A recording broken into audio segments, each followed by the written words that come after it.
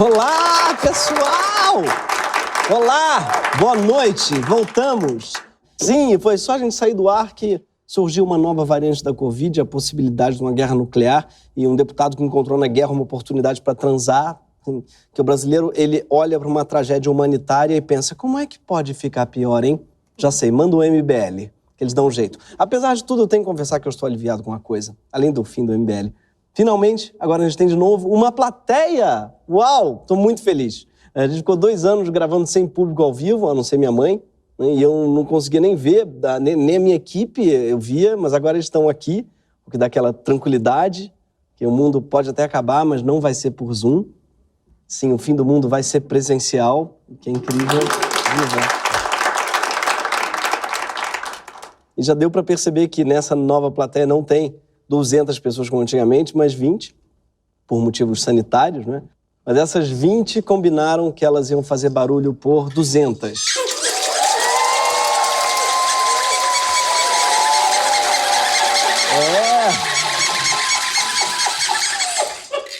Você vê que até o público no Brasil está sobrecarregado. Cada espectador nesse país tem que trabalhar por 10. Hoje em dia é a precarização da profissão da claque. Tá surgindo isso nas cidades, inclusive, que são as famosas clacolândias. É triste, você passa por praças, você vê pessoas que saíram de programas de auditório que não existem mais, estão lá reunidas, pedindo, pelo amor de Deus, um trocadilho. Acontece muito. Né? Faz uma piadinha aí, pelo amor de Deus, alguém. Tem clacolândias pela cidade toda. Enfim, não bastasse nosso espectador ter que trabalhar por 10, a gente vai ter que lidar ainda com comentários do YouTube julgando a qualidade do seu trabalho. Se preparem, gente. Tá? Que vocês estão sendo julgados agora. Ai, que risada falsa. Vai ter, com certeza. Preferia sem. Hashtag volta mãe do Gregório. Vai ter muita gente pedindo pra minha mãe voltar. Mas eu tô gostando desse formato Pocket Show. Tá? Eu gosto desse Greg News mais intimista. Na verdade, tá intimista demais. Já que agora a gente enfia um palito na intimidade do nariz de cada espectador antes de gravar. A gente faz isso, sim. De maneira consensual, é claro. Né? Ou seja, a pessoa que está aqui hoje é porque ela gosta muito do programa, mas muito mesmo, porque ela aceitou tomar uma catucada no cerebelo. Sim, porque eles procuram o Covid lá no colo do útero do teu nariz. Vocês já perceberam? Eu não entendo isso. O vírus, ele não passa pelo ar, gente. Né? Não bastava dar uma tossida no cotonete, ou nem isso. Não bastava passar um cotonete na frente da cara da pessoa assim. Você passa pelo ar, dá uma esfregada aqui, ó. E não tem Covid. Ou tem. Mas não, eles têm que ir lá buscar na tua glândula pineal pra colher uma massa cinzenta tua. Esse teste parece que ele tá investigando a profundeza do teu cérebro. Assim, PCR é quase uma psicanálise. Eu sempre fico com medo de encontrar alguma coisa ali pior que Covid. Eu fico com medo da moça dizer, olha, Covid a gente não encontrou não, seu Gregório. Compensação, eu encontrei aqui a letra completa de Faroeste Caboclo. Eu achei aqui um voto no Gabeira em 2006. Covid não, Covid o senhor tá bem. Agora, o senhor foi cover do Backstreet Boys? Sim, eu fui Nick Carter, dos Backstreet Boys na adolescência. E por que eu estou confessando isso? Não sei também. Mas é porque hoje a gente vai falar de adolescência. Sim, adolescência, esse período da vida em que você não tem a menor ideia do que você quer fazer da vida. Igualzinho os outros períodos da vida. Com a diferença de, nesse período, todo mundo espera que você saiba o que fazer da vida. Esse programa é, sim, uma defesa da adolescência, a mais mal falada de todas as idades. Sim, porque dizem que o adolescente é autocentrado, mas quem diz isso são os adultos, que são autocentrados há muito mais tempo. E quando uma criança vira um adolescente, os pais, eles perdem um fã e eles ganham um hater. Outro dia, eu vi um pai reclamando pra mim, falando, pô, um saco adolescente, do dia pra noite meu filho passou a achar que eu era um imbecil. Só que o pai era, de fato, um imbecil. Me deu uma tristeza profunda. Pena daquele adolescente, que de repente, não é que ele passou a achar o pai imbecil, é que ele descobriu que o pai é imbecil. Pensem nisso quando o filho de vocês tratar vocês mal. Talvez ele apenas tenha descoberto a verdade. A adolescência, eu tenho pra mim, que é o Espírito Santo, o Estado. Porque vamos supor que a infância seja a Bahia, esse terreno idílico, sem grandes preocupações, a vida adulta seja o Rio de Janeiro, esse lugar de violência, decadência e sacanagem. A adolescência é um estado espremido entre os dois, com muqueca sem dedê e apenas uma música. No caso do Espírito Santo é Meu Pequeno Cachoeiro. No caso da minha adolescência foi Mr. Jones.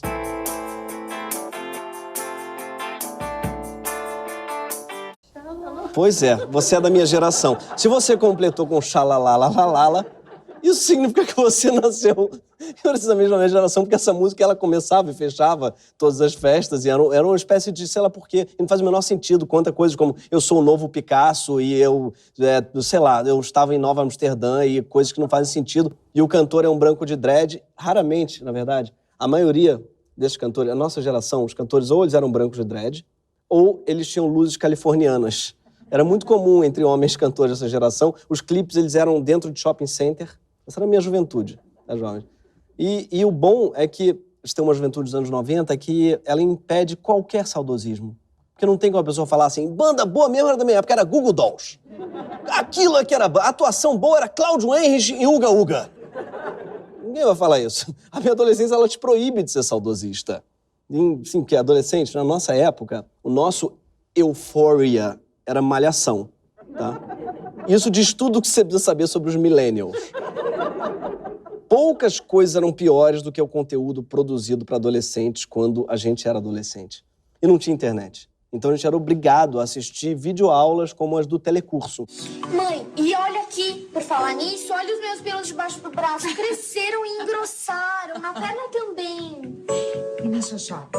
Ai, mãe, também cresceram e engrossaram, né? Ô, filhinha. Agora, a dúvida que eu tinha te falado é a seguinte. O que a gente faz quando tá excitado? Bem, aí existem algumas possibilidades. Você pode transar com alguém ou se masturbar. Mas nem sempre isso é possível, então a gente tem que se controlar, hein? Eu queria muito que o Louis C.K. tivesse visto essa aula. Mas, enfim. Sim, o ator que está interpretando esse jovem é o Caio Blá. E é muito importante que ele aprenda a não bater punheta em público, levando em conta essa foto dele de sunga. Sim, ele é um ator de longa-metragem, como vocês podem ver.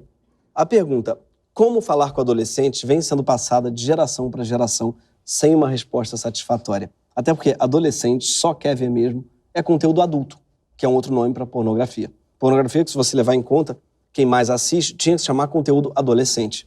Enquanto isso, muitos produtos audiovisuais que são dedicados a adolescentes acabam sendo vistos por idosos, como é o caso da série Malhação, que sim, foram medir a idade de quem assistia, descobriram que o público mais fiel de Malhação tinha mais de 50 anos de idade. E dá para entender, porque 50 anos já era mais ou menos a idade dos atores que interpretavam os adolescentes da trama. Eles achavam que basta botar um aparelho fixo, pronto. O resultado sempre fica meio Betty a Feia, né? Ou o Alessandro Molon, que a própria filha chama de adolescênior. O fracasso em falar com adolescentes não atinge só as novelas. O pior mesmo é na política. Muita gente quer falar com você sem o menor jeito pra coisa, tipo o Moro, que sim, agora está tentando agradar o público nerd. Aí na adolescência, comecei a ler mais gibi da Marvel. Gostava de Homem-Aranha, gostava de... Na época era o X-Men. A gente nem falava X-Men, falava X-Men. Então aí o Demolidor, né, que era o advogado cego que lutava contra o crime. Acho que é isso que os jovens chamam de cringe, né? Essa vontade de se esconder. Não deveria ser tão difícil, né, pro Moro falar com o adolescente, porque ele tem muita coisa em comum. Assim como os adolescentes, ele tá sem ocupação, ele não sabe o que vai fazer no que vem e a voz dele tá na muda. Eu gosto do X. Toda vez que um político mira no adolescente, ele acaba encontrando um poço infinito de constrangimento. Você já foi chamado de comunista? Ficaria com alguém que defende o Bolsonaro? Escuta todo dia. E o Lula? E o PT?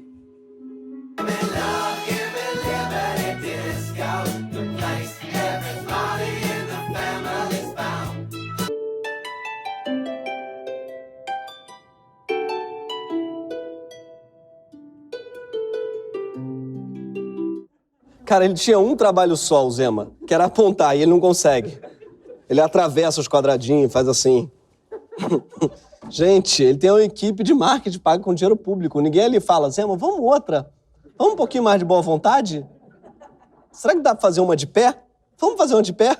O único político que parece ter acertado no público adolescente é o Dória. Mas ele acertou quando ele investiu em conteúdo adulto. Pena que ele flopou, né? Dória. Arrasta pra cima, Dória. A falta de compreensão do universo adolescente atinge também Bolsonaro, que fica tentando ganhar voto, mandando abraço pros gamers, mas já tinha deixado claro o que pensa de verdade sobre os gamers. Por exemplo, videogame. É um crime videogame. ok? Você tem que coibir o máximo possível, não aprende nada. Quer dizer, tem alguns jogos que podem até estimular a criança e tudo mais, mas tem que ser controlado, né? Orientado. Sim, não somente ele acha que tem que proibir o videogame, como ele acha que o plural de videogame é videogame. Vou proibir os Minecraft. Ele quer proibir os Fortnite, os Greg Snell. Parece um personagem do Marco Luque, humorista especializado em plural no lugar errado. É a seara do Marcos Luski. O pessoal tem tanta dificuldade de falar com adolescentes que chega a fazer cosplay de adolescente, que é uma coisa que existe, como, por exemplo, o Renato Aragão. Renato é um senhor de 84 que se veste como uma criança de 4 que está tentando parecer que tem 14. Sim, a prática do teen face é muito comum entre idosos, assim como a do kid face. Quando ele começou a fazer o Chaves, Roberto Bolanhos tinha mais de 40 anos. Kid face era a tendência nos anos 80 e 90. Chaves, Golias, Didi e toda a escolinha do professor Raimundo, sim. Quando era criança, todo personagem de criança na TV era interpretado por alguém com mais de 80 anos. Enquanto isso, as crianças, de verdade, estavam dançando na boquinha da garrafa. Para piorar, muita gente mais velha sente raiva de adolescente. E eu acho que tem um motivo, que é inveja. A gente tem inveja dessa fartura de disposição para se recuperar de uma ressaca, da facilidade para aprender coreano, do brilho nos olhos, de quem não sabe o que é minoxidil, finasterida, que é um boleto, que é pagar um duda.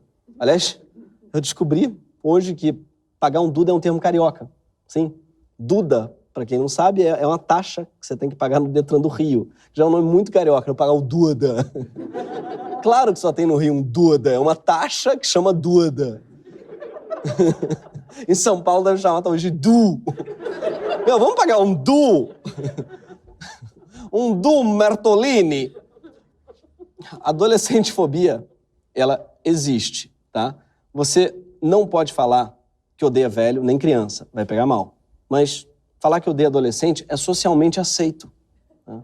E a verdade é que o adolescente, ele só se fode, gente. Isso em tempos de paz. Se estoura uma guerra, adolescentes se fodem em dobro. Na Ucrânia, já tem adolescentes lutando na linha de frente com apenas 3 dias de treinamento. Muitos também tiveram que fugir sozinhos do país. Recentemente, um menino de 11 anos cruzou a fronteira da Ucrânia com a Eslováquia, levando seus pertences numa mochila, o passaporte num saco plástico e um número de telefone anotado na mão. A guerra entre Rússia e Ucrânia já ameaça mais de 7 milhões de estudantes, se a gente levar em conta todos os deslocamentos, né? As mortes, os traumas e até a explosão de escolas, o que evidentemente não impede os adolescentes ucranianos de fazerem o que o adolescente faz melhor, que é zoar os adultos. There are civilians there at the end of that. Terrified civilians. Look, these are some of them that have just come out. Does anyone speak English here? Yeah. Tell me quickly, are you all right? I'm all right. And how many people are trapped in there? Legalized. 420. American? British. How many more? Legalized in Great Britain. Pardon? Esse vídeo é a melhor propaganda de maconha que existe. Ele resume bem o espírito adolescente. O sujeito perde a guerra, mas não perde a piada. O adolescente que está se fudendo na guerra foi também quem mais se deu mal na pandemia. Isso em todo o mundo, na Ucrânia, no Complexo da Maré, em toda parte. No momento da vida em que você, adolescente, deveria estar começando a se afastar dos teus pais, a ter privacidade, se aproximar mais dos amigos para construir a sua própria identidade, o que aconteceu? Você foi obrigado a ficar sem amigos, trancado em casa com a família, vendo live de sertanejo, dividindo o computador com o irmão e sem os ritos típicos da adolescência, que são dar grau em moto, beber corote, fazer uma tatuagem da qual você vai se arrepender pro resto da vida. Aliás, todas as mulheres da redação do Greg News têm a mesma tatuagem atrás da orelha. Sim, elas estão nesse momento se escondendo, mas elas têm aqui, em geral, uma borboleta aqui, é culpa da Mel Lisboa, em presença de Anitta. Atenção, jovem, não coloque tatuagem e Anitta no Google, caso você seja adolescente. É conteúdo adulto, não é conteúdo adolescente isso. Para piorar, ficar trancado em casa com a família expôs muitos adolescentes à violência doméstica. 8 em cada 10 crianças e adolescentes tiveram contato com algum tipo de violência durante a pandemia. E se a pandemia foi trágica para os adolescentes do mundo todo, no Brasil, como de costume, a coisa ficou ainda pior. Sim, porque aqui a gente não só teve centenas de milhares de mortos, como o Brasil foi um dos países em que as escolas ficaram fechadas por mais tempo em função da pandemia. E como o desemprego explodiu, muitos jovens tiveram que trabalhar e ajudar no orçamento doméstico. Então, as taxas de evasão escolar para jovens entre 6 e 17 anos quase dobraram em 2020, em relação a 19. A saúde mental do adolescente também se deteriorou muito na pandemia. E o abismo entre adolescentes ricos e pobres só aumentou, porque só os que tinham recursos puderam se preparar para o Enem sem ir à escola, estudando pelo computador, fazendo cursos particulares. Em 2021, o Enem teve a menor taxa de inscrição da história. Foi um número quase 50% menor do que em 2020. E quem resumiu bem as razões desse enorme flop do Enem foi o próprio Bolsonaro, que em novembro de 2021 disse que o Enem começava a ter a cara do governo. E a gente concorda, afinal o Enem foi rejeitado por mais de 50% do público. Agora, nem tudo na vida do adolescente é pior no Brasil. Em especial, tem uma coisa que o adolescente brasileiro tem o direito de fazer e que é inacessível para a maioria dos jovens da mesma idade pelo mundo: votar. Sim, o Brasil é um dos poucos países em que já é permitido votar a partir dos 16 anos. Nos Estados Unidos não pode. Na Europa, só a Áustria permite o voto de adolescente.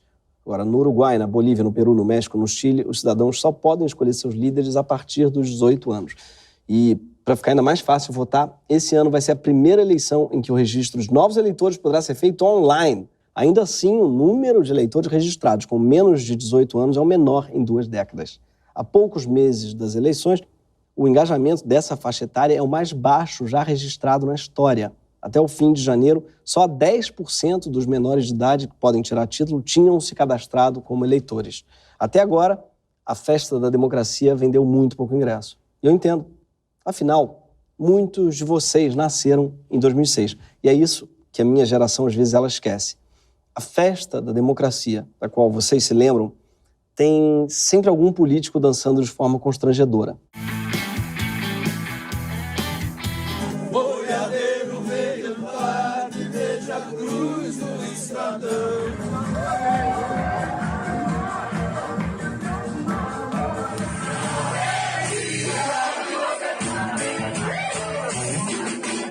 Sim, a Joyce Hasselman é uma espécie de arroz de festa da democracia. Acontece que, apesar do adolescente não estar muito interessado na política eleitoral, o governo Bolsonaro está muito interessado no adolescente. Mas interessado igual o Mamãe Falei está interessado no sofrimento dos ucranianos. O adolescente parece que é o público-alvo do governo. Só que mais alvo do que público, na verdade. Quando o presidente arma a população para supostamente combater a criminalidade, o que acontece de fato é que os homicídios aumentam. E quem mais morre são os jovens, dentre os quais estão os adolescentes. De todos os homicídios que ocorreram em 2019, foram mais de 45 mil. 51% eram jovens de 15 a 29 anos. O adolescente também é prioridade do governo na hora de ser preso. E segundo o próprio governo, que foi o Flávio Bolsonaro, que propôs uma mudança na Constituição, que pode ser votada a qualquer momento, aliás, justamente para colocar mais adolescentes na cadeia. É PEC 3219. Não confundir com o PEC do pezinho ou PEC de fralda, é outra coisa. Aliás, PEC de fralda era o tipo de PEC que o Flávio tinha que estar preocupado em adquirir, mas não está. A proposta de emenda constitucional do Flávio prevê a redução da maioridade penal para 16 anos. Na prática, o que ela vai fazer é mandar menor de idade para a cadeia por uma série de coisas, inclusive coisas bem típicas de adolescente, tipo andar com maconha, que dependendo da interpretação do policial pode ser considerado tráfico de drogas. Nosso amigo ucraniano, por exemplo, poderia rodar antes mesmo de fugir para outro país. Só que colocar um adolescente que rodou com maconha num presídio cheio de criminosos não é só cruel, é também pouco efetivo. Hoje, 50% dos presos libertos acabam voltando para a cadeia porque cometem novos crimes, sendo que os presos comuns, os que são colocados em prisão de adulto, têm quase o dobro da reincidência dos adolescentes, que hoje vão para o sistema socioeducativo. Quer dizer, Flávio Bolsonaro ele quer tirar o adolescente de um sistema que ainda dá uma chance minúscula dele recomeçar a sua história para colocar ele num lugar pior, onde ele vai ter o dobro da chance de passar a vida inteira no crime. Mas não dá para dizer que o Flávio não tem nenhum projeto de ressocialização para criminosos. A gente tem que ser honesto aqui. Ele já deu medalha para miliciano, já empregou mulher de miliciano, tá? Sempre que ele pode, ele tenta arranjar um emprego para tentar tirar alguém do crime. Ou mais especificamente, tentar tirar do escritório do crime. Até o nome, escritório do crime mesmo, já deixa claro, existe uma tentativa de profissionalização, de capacitação técnica do criminoso. A verdade é que ao invés de piorar a situação do adolescente que comete crimes, a gente podia melhorar um bocado, o que certamente nos ajudaria a não perder tantos jovens para a criminalidade. Deixa eu contar uma história aqui. Nos anos 60, em São Paulo, um garoto de 17 anos roubou um carro com um amigo, né? A polícia prendeu o garoto, fichou ele foi condenado, mas foi condenado à reclusão domiciliar por 6 meses. Sim, a polícia, na época, fez com ele igual o Átila, só mandou ficar em casa. Roubou um carro, tá, fica em casa 6 meses. Esse garoto, que nunca tinha se interessado por música, ele acabou aprendendo a tocar violão com a irmã e virou compositor. O nome do garoto, Chico Buarque. Sim, Chico Buarque só estava à toa na vida quando o amor chamou ele, porque a polícia obrigou ele a ficar em casa e não mandou ele para a cadeia. É óbvio que o Chico Buarque era um jovem muito privilegiado, a irmã dele era Milja, o pai dele era o Sérgio Buarque de Holanda. Mas o Brasil talvez fosse um lugar melhor se todo adolescente infrator fosse tratado como Chico Buarque foi com 17 anos. Se todo jovem infrator tivesse acesso à biblioteca do Sérgio Buarque de Holanda, a aula de violão com o Milja. Claro, o Chico não tinha internet, isso deve ter ajudado. Porque a gente ficou trancado em casa na pandemia agora, só produziu live e pão solado. Mas não é só na hora de ser preso que o adolescente importa para o governo. Ele também é uma prioridade de Bolsonaro na hora de trabalhar cedo. Bolsonaro já defendeu o trabalho de adolescente algumas vezes, dizendo coisas como, deixa a molecada trabalhar. Ele falou. Como se a molecada estivesse implorando para pegar no batente lá. A molecada tá louca para bater um ponto. Ao menos 1,8 milhão de menores de 16 anos já trabalham hoje, enquanto eles deveriam estar estudando ou brincando. Entre 2007 e 2019, mais de 46 mil crianças e jovens adoeceram e 27 mil sofreram acidentes graves por conta do trabalho no Brasil. E tudo vai piorar com a PEC 1811, do deputado bolsonarista Dirceu Espera-Fico. Sim, o nome dele é esse mesmo. O cara chama Espera-Fico, o nome mais sedentário que eu já ouvi. Curiosamente, o Espera-Fico quer botar adolescente para trabalhar, enquanto ele espera e fica em casa. Inclusive os adolescentes mais jovens, que hoje, por lei, não podem ser colocados para trabalhar sob nenhuma condição. Sim, porque com menos de 14 anos, segundo essa PEC, os adolescentes eles precisariam só da autorização dos pais para trabalhar, assim, com menos de 14 anos. Depois dos 14, não precisam nem da autorização dos pais. Hoje, de acordo com a Constituição, os jovens com 14 e 15 anos só podem trabalhar por dia 4 horas na condição de aprendizes, que basicamente quer dizer que eles têm que estar na escola no resto do tempo. Mas isso não é suficiente para o deputado Espera-Fico. Se a PEC dele for aprovada, eu espero e fico aqui até ela não ser, o adolescente poderá trabalhar até 5 horas por dia. E o empregador não vai mais precisar se certificar de que ele vai para a escola ao mesmo tempo. O limite ainda pode ser estendido para 8 horas diárias, desde que o adolescente tenha completado o ensino fundamental. A reunião para colocar a PEC em pauta aconteceu em novembro, com a deputada Fernanda Melchiona tentando derrubar o projeto e o deputado Carlos Jordi defendendo a mudança da lei com esse argumento aqui. Hoje, a criançada, para poder estar complementando a renda, vai para o sinal, vai fazer malabarismo, muitas vezes se prostitui. Sim, esse deputado tem cara de criança, apelido de cantor mirim, ele defende a legalização do trabalho de crianças e adolescentes. Na verdade é injusto com as crianças dizer que ele parece mais um hobbit, um membro da família Bolseiro. O argumento dele é que os adolescentes já estão fazendo malabares e se prostituindo. Ele deve estar conhecendo adolescentes muito excêntricos, que misturam malabares com prostituição. E o argumento dele já é um malabarismo por si só, porque ele defende que colocar o adolescente num subemprego é o único jeito de tirá-lo do ramo da prostituição circense. Enquanto isso, o governo que Jordi defende está ativamente minando as fontes de renda que poderiam manter os adolescentes fora do sinal, estudando. O Bolsa Família, que era renda para os pais de muitos adolescentes, virou Auxílio Brasil e excluiu um monte de gente que vai ter bem mais dificuldade de colocar comida na mesa. O ProUni foi alterado, reduzindo seu caráter inclusivo. As bolsas de estudo da CAPES e do CNPq foram reduzidas. O orçamento do Ministério da Educação está diminuindo a cada ano e para 22 foi um dos mais cortados. Bolsonaro fez com o Brasil o que ele parece ter feito com os filhos dele. Cortou na educação. Mas com os filhos dele, ele pelo menos cancelou a maioridade penal deles, né? Ele fica sempre chamando todo mundo de garoto. O governo Bolsonaro também prioriza outro aspecto bem importante da vida dos adolescentes, que é o seu corpo. Em outubro, Bolsonaro vetou um projeto de lei que distribuiria absorventes para estudantes pobres. A ministra da Família e Direitos Humanos, Damares Alves, se envolveu pessoalmente para impedir o aborto de uma menina de 10 anos que tinha sido estuprada.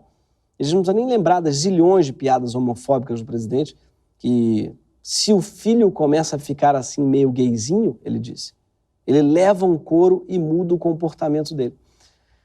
Olha, isso não é só uma opinião. Quando o Bolsonaro fala isso, ele está dando uma recomendação para os pais. Não seria exagero dizer que a violência contra adolescentes homossexuais ou transexuais no Brasil conta com a chancela do Bolsonaro. Eu queria até fazer uma piada aqui, mas para você jovem que nunca viu o Greg News, esse é o momento em que a gente vai se aproximando do fim. Eu vou falando mais pausadamente, coisas mais sérias, brincadeira, que o programa começa a ficar mais deprimente a partir de agora. Então se prepara, sim, mais deprimente ainda, porque eu estava no início. Enfim, esse é o momento que você talvez comece a se questionar, será que era mesmo para eu estar assistindo isso? Gente, porra, sábado de manhã, o que eu estou fazendo? Então, além de tomar medidas que podem deixar morto, preso, trabalhando com 12 anos, fora da universidade, sem absorvente, sem educação sexual, espancado por ser gay ou por parecer gay, esse governo está acelerando a crise das crises. Aquela que pode roubar o que você tem de mais precioso, o seu futuro. Já faz 30 anos que está claro que esse nosso jeito de viver na Terra é um beco sem saída. Em 92, a gente já sabia disso. Quando a ONU promoveu o encontro de lideranças, 179 países no Rio de Janeiro, que foi Eco 92, sim, foi tipo a primeira conferência do clima, mas ninguém ouviu os cientistas. Sim, de lá para cá, a humanidade emitiu mais gases de carbono na atmosfera do que já tinha emitido em toda a história humana antes disso. É isso mesmo, nos últimos 30 e poucos anos, a gente emitiu mais gases de carbono do que toda a história antes disso. Desculpa, só repetir mesmo. Não falei nada de novo, só porque esse dado é bem sinistro. E ainda assim, a gente não desviou do precipício. A gente olhou o precipício e falou, é para lá que eu vou. Acelerou na direção dele. Pois bem, um dos projetos centrais da administração Bolsonaro é a exploração da floresta amazônica com liberação do garimpo, da mineração e da expansão agropecuária, além da revisão da demarcação indígena. Ele não quer fazer isso com a ajuda dos Estados Unidos. Todos os índices de desmatamento e de queimadas aumentaram loucamente nesse governo. Bolsonaro desmantelou órgãos federais de fiscalização, como o IBAMA, a FUNAI, o ICMBio. Ele anulou multas ambientais e ele diz que a crise climática é um complô marxista. Sim, os marxistas eles conseguem se unir para eleger um prefeito, tá? Eles não conseguem...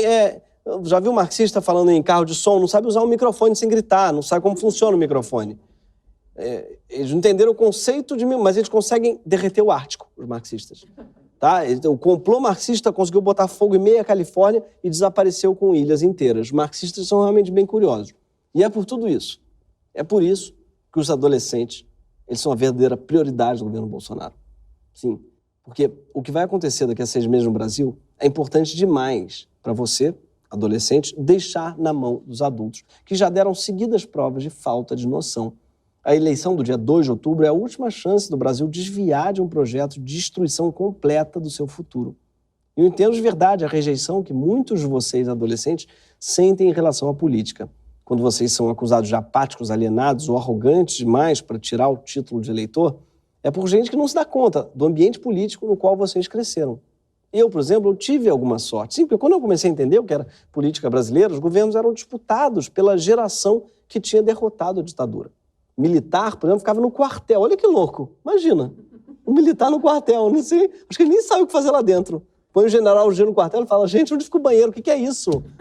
Cadê, né? Eles não sabem mais. Na minha época era lá que ficavam. Tinha essa peculiaridade de lugar de militar na época era no quartel. A gente falava, curioso, né? Tinha até uma marcha soldado, pega fama, barato. Na minha infância, os jovens tinham acabado de tirar o Collor do poder. Sim, a economia estava se estabilizando. E a direita era o Fernando Henrique Cardoso, era um sociólogo da USP. Ele era de direita, ainda é, mas na época, hoje em dia, né, talvez achem que é um complô marxista.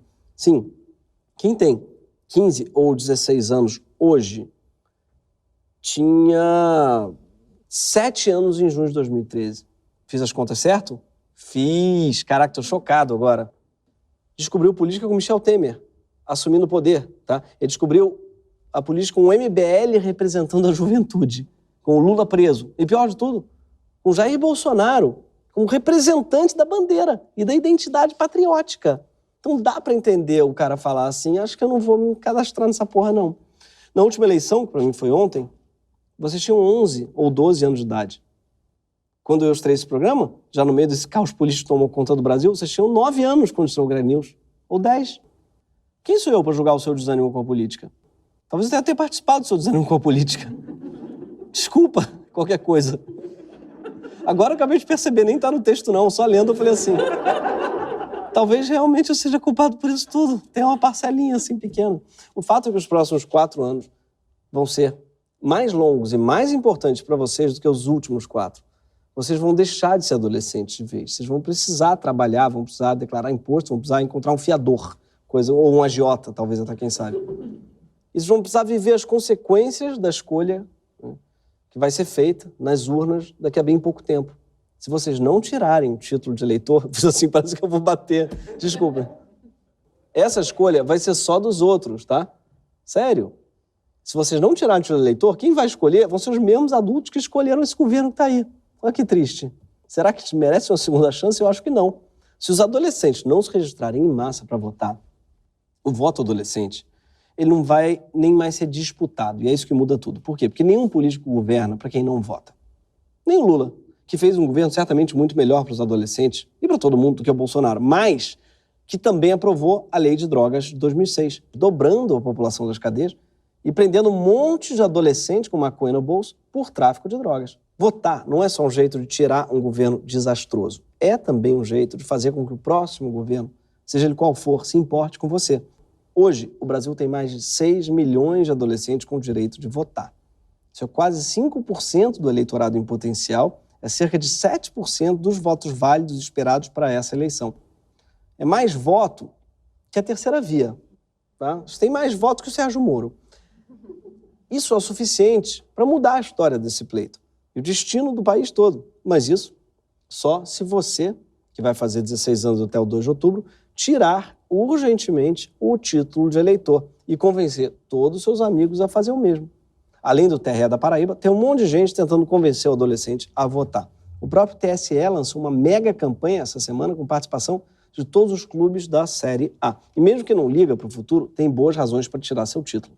A campanha cadavotoconta.org.br não só explica direitinho como se registrar, como vai dar um iPhone para quem convencer mais amigos a tirar o título até a data limite de 4 de maio.